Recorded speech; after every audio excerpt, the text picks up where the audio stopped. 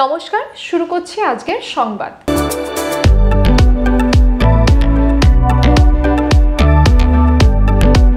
এলাকার মানুষের দীর্ঘদিনের চাহিদা ছিল স্যার রাসবিহারী ঘোষের মতো একজন দানবীর ও স্বাধীনতা সংগ্রামীর বসত বাড়ি সংরক্ষণ করা হোক। সেই চাহিদা এবার পূর্ণ হতে চলেছে। স্যার রাসবিহারী ঘোষের বসত বাড়ির জায়গা রাসবিহারী ঘোষ স্মৃতি রক্ষা কমিটি হস্তান্তর করল বর্ধমান জেলা প্রশাসনকে।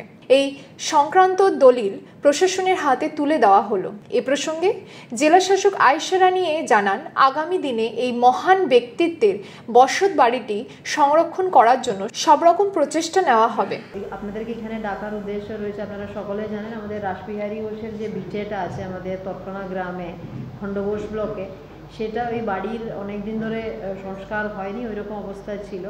আমরা তারপরে খোঁজ নিলাম, এটা তো সরকারি জমিতে ছিল না, সেই জন্য এটা ডেভেলপ করার জন্য আমরা যে জমির এখন মালিকানা ছিল তাকে অ্যাপ্রোচ করার পরে তিনি আমাদেরকে জমিটা দেবে বলেছে।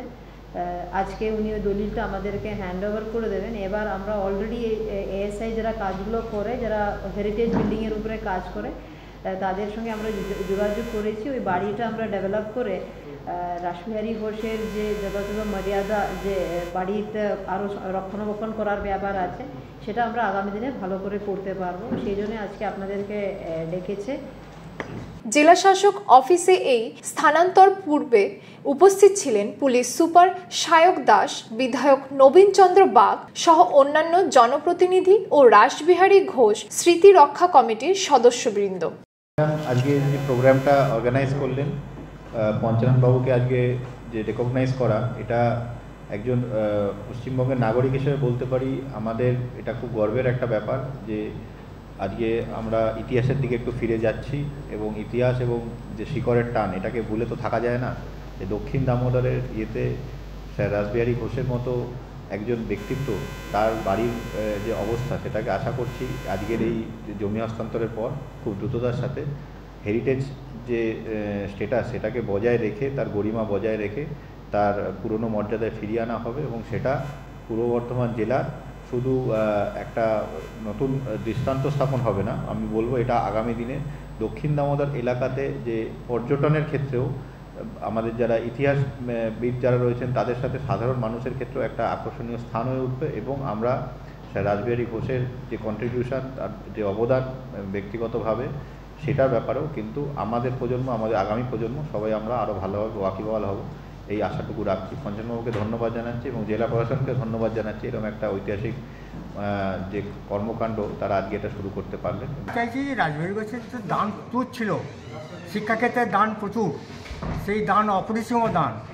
আমরা যেমন যাদবপুর ইউনিভার্সিটি, উনি টেকনিক্যাল কলেজ প্রথম চালু করেন, কারিগরি শিক্ষা যেটা আমরা যে তিনি যে কারিগরি শিক্ষা প্রসার করেছিলেন, সেখানে কারিগরি একটা কলেজ বা যা কিছু একটা ওখানে হোক।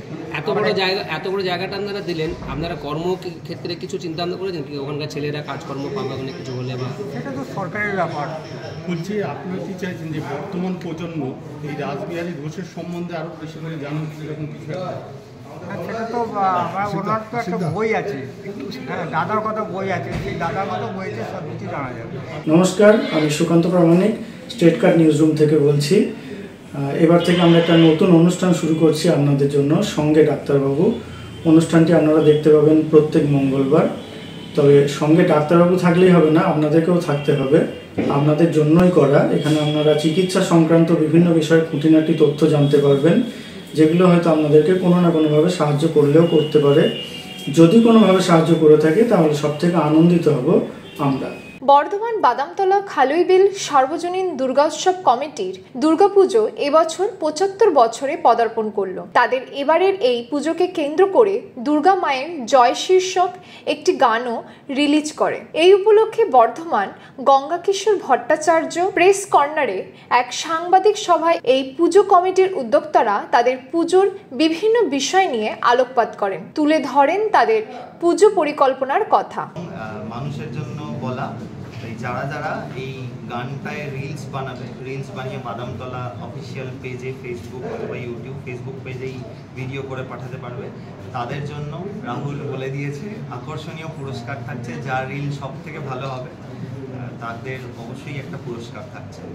এবং সর্বোপরি গানটা তৈরি করে আমার নিজের খুব আনন্দ হয়েছে, কারণ আমার নিজের শহর বর্ধমান, তাই বর্ধমানের একটা ক্লাব গানের দায়িত্ব দেওয়ায় আমি খুব খুশি হয়েছি এবং আনন্দ করে গানটা তৈরি করেছি।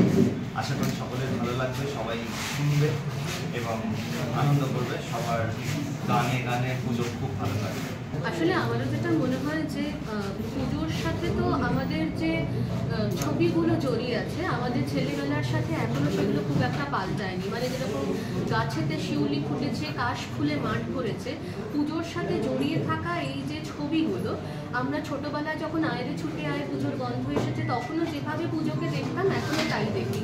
যেটা আমার কাছে খুবই আনন্দের সেটা হচ্ছে বাদামতলার এই পুজোটা তো 75 বছরে পা দিল। 75 বছরের পুজোর আয়োজন এবং সমস্ত সমারোহ নিশ্চয়ই অন্যান্য বছরের থেকে অনেক বেশি আনন্দের, অনেক বেশি অন্য রকমের।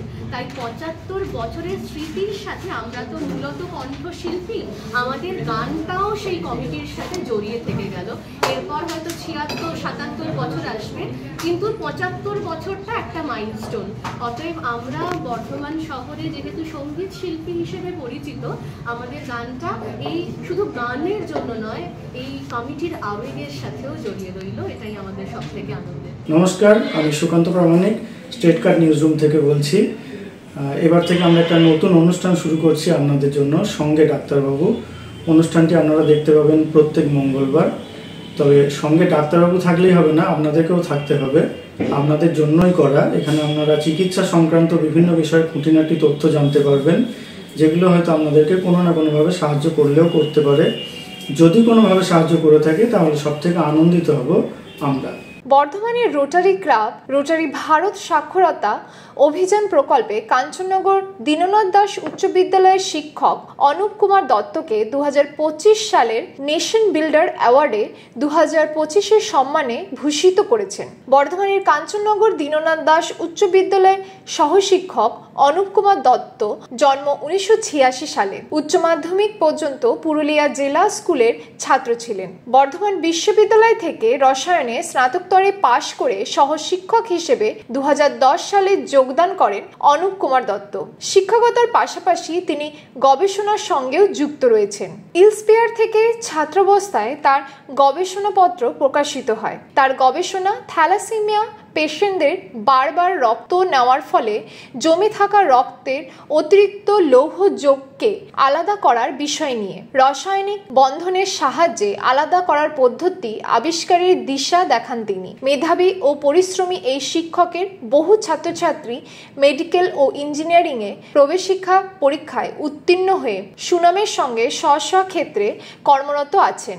অনুপ কুমার দত্ত বিদ্যালয়ে পাঠদান ছাড়াও গাছপালা পরিচর্যা করে থাকেন। মিড ডে মিলের শাকসবজি যোগানে পুষ্টি বাগান দেখাশোনার দায়িত্ব তার। এর বাইরে নানা ধরনের ফল ফুল গাছ তিনি নার্সারি থেকে এনে বিদ্যালয়ে বসিয়েছেন তিনি। বিভিন্ন সমাজসেবামূলক কর্মকাণ্ডে তিনি যুক্ত রয়েছেন। চিলড্রেন্স ওয়েলফেয়ার সোসাইটিতে তিনি স্থানীয় শিশুদের বিনামূল্যে পাঠদান করে থাকেন। এই অনুষ্ঠানে উপস্থিত ছিলেন রোটারি ক্লাবের সভাপতি ডক্টর সাইদা পারভিন এবং বর্ধমান মেডিকেল কলেজের অধ্যক্ষ ডক্টর মৌসুমী বন্দ্যোপাধ্যায়। পুরস্কৃত শিক্ষকের বিদ্যালয়ের প্রধান শিক্ষক ডক্টর সুভাষচন্দ্র দত্ত জানিয়েছেন, বিদ্যালয়ের কর্মকাণ্ডে আমাদের নৃত্যসঙ্গী তথা ছাত্রপ্রিয় অনুপ কুমার দত্তের এই পুরস্কারের সংবাদে আমরা সবাই আনন্দিত আর আরো অনেক অনেক সাফল্য কামনা করি।